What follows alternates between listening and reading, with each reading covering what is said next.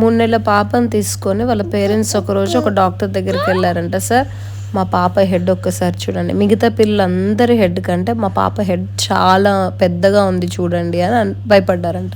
అప్పుడు డాక్టర్ ఉండి దీనిని హైడ్రోసెఫలస్ అంటారు అని చెప్పారంట. ఈ పాటికి మీకు అర్థమవుతుంది. ఈరోజు మనం మాట్లాడుకునేది నార్మల్ పిల్లల్లో కంటే కొంతమంది పిల్లల హెడ్ పెద్దగా ఉంటుంది, దాన్ని హైడ్రోసెఫలస్ అని అంటారు.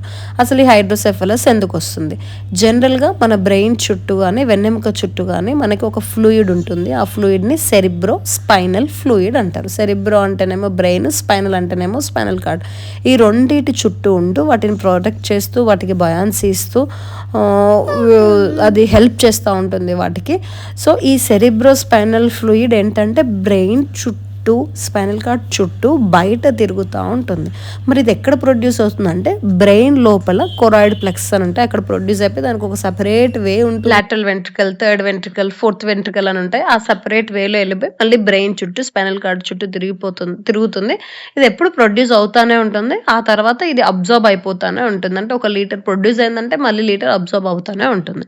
అయితే ఈ హెడ్ లా ఉన్న వాళ్ళు ఏమవుతుందంటే ఇది ప్రొడ్యూస్ అవుతుంది కానీ అబ్జర్బ్ అవ్వదు, లేదా ఇది ప్రొడ్యూస్ అవుతుంది కానీ బ్రెయిన్ చుట్టూ, స్పైనల్ కార్డ్ చుట్టూ వెళ్ళే ప్లేస్లో ఎక్కడో ఒకదానికి అడ్డుకట్ట, మనం కాలువలో ఆనకట్ట ఎట్లా వేస్తాం అట్లా ఒక అడ్డుకట్ట లాగా ఏదో ఒక ప్రాబ్లం ఉండడం వల్ల అది ఆగిపోతుంది. ఇంకొకటి వచ్చేసి ప్రొడ్యూస్ అవ్వాల్సిన ఫ్లూయిడ్ కంటే 1 లీటర్ ప్రొడ్యూస్ అవ్వాలనే చోట 2 లీటర్లు ప్రొడ్యూస్ అయిపోయింది అనుకోండి, అది ఎక్కడికి పోతుంది, ఎక్కడికి పోలేక అలా హెడ్లోనే ఆ వాటర్ అంతా అక్యుములేట్ అయిపోయి హెడ్ ఇంత లావు అయిపోతుంది.